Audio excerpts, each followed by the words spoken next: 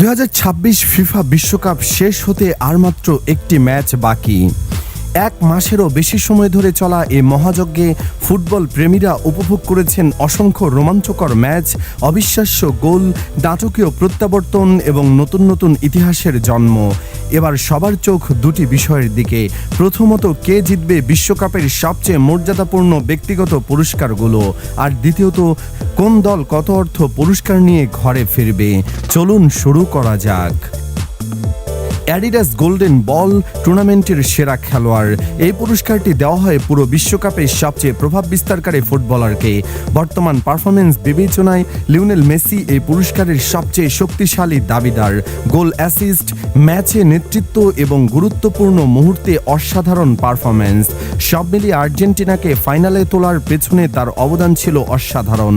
তবে প্রতিদ্বন্দ্বিতায় রয়েছেন স্পেনের রদ্রি, তরুণ তারকা লামিনে ইয়ামাল এবং ইংল্যান্ডের জুডো বেলিংহাম। ফাইনালের পারফরমেন্সই শেষ পর্যন্ত নির্ধারণ করতে পারে গোল্ডেন বল কার হাতে উঠবে।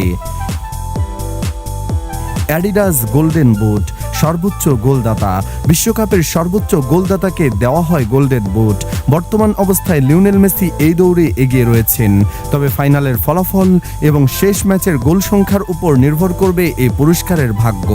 যদি একাধিক খেলোয়াড়ের গোল সংখ্যা সমান হয়, তাহলে অ্যাসিস্ট এবং কম মিনিট খেলার হিসাব বিবেচনা করে বিজয় নির্ধারণ করা হবে।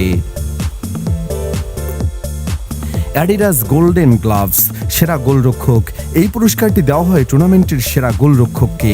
এখন পর্যন্ত স্পেনের উনাই সিমন দুর্দান্ত পারফরমেন্স দেখিয়ে গুরুত্বপূর্ণ সেভ, আত্মবিশ্বাসী গোলকিপিং এবং বড় ম্যাচে নির্ভরযোগ্যতা তাকে এগিয়ে রেখেছে। অন্যদিকে আর্জেন্টিনার এমিলিয়ানো মার্টিনেজও অসাধারণ ছন্দে রয়েছেন। তার ফাইনালের পারফরমেন্সে নির্ধারণ করতে পারে এই পুরস্কারের মালিক। ফিফা ইয়াং প্লেয়ার অ্যাওয়ার্ড, সেরা তরুণ খেলোয়াড়ের পুরস্কারের সবচেয়ে বড় দাবিদার স্পেনের বিস্ময়বালক লামিনে ইয়ামাল। ড্রিবলিং, গতি, সৃজনশীলতা এবং ম্যাচে প্রভাব, সব মিলিয়ে এবারের বিশ্বকাপের অন্যতম বড় আবিষ্কার তিনি। ফিফা ফেয়ার প্লে ট্রফি, এই পুরস্কারটি দেওয়া হয় টুর্নামেন্টের সবচেয়ে শৃঙ্খলাবদ্ধ দলকে। হলুদ ও লাল কার্ড, ফাউলের সংখ্যা এবং মাঠের আচরণ বিবেচনা করে এই পুরস্কার নির্ধারণ করা হয়। তবে এখন পর্যন্ত 2026 ফিফা বিশ্বকাপে কোনো নির্দিষ্ট দেশকে আনুষ্ঠানিকভাবে ফেয়ার প্লে ট্রফির বিজয় ঘোষণা করা হয়নি। বিশ্লেষকদের মতে, মাঠে অসাধারণ শৃঙ্খলা ও ট্যাকটিক্যাল ডিসিপ্লিনের জন্য সুইজারল্যান্ড ও জাপান এই পুরস্কারের সম্ভাব্য দাবিদারদের মধ্যে রয়েছে, তবে চূড়ান্ত সিদ্ধান্ত নেবে ফিফা।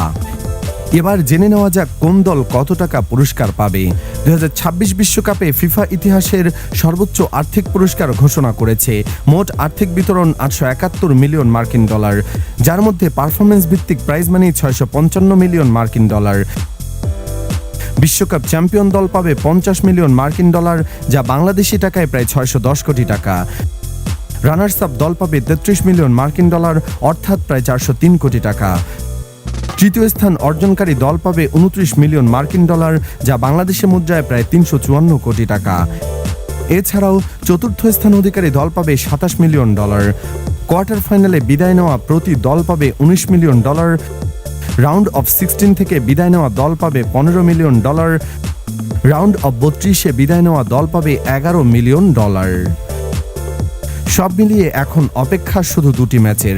একদিকে বিশ্বকাপের ফাইনালে মুখোমুখি হবে আর্জেন্টিনা ও স্পেন, অন্যদিকে তৃতীয় স্থান নির্ধারণী ম্যাচে লড়বে ফ্রান্স ও ইংল্যান্ড।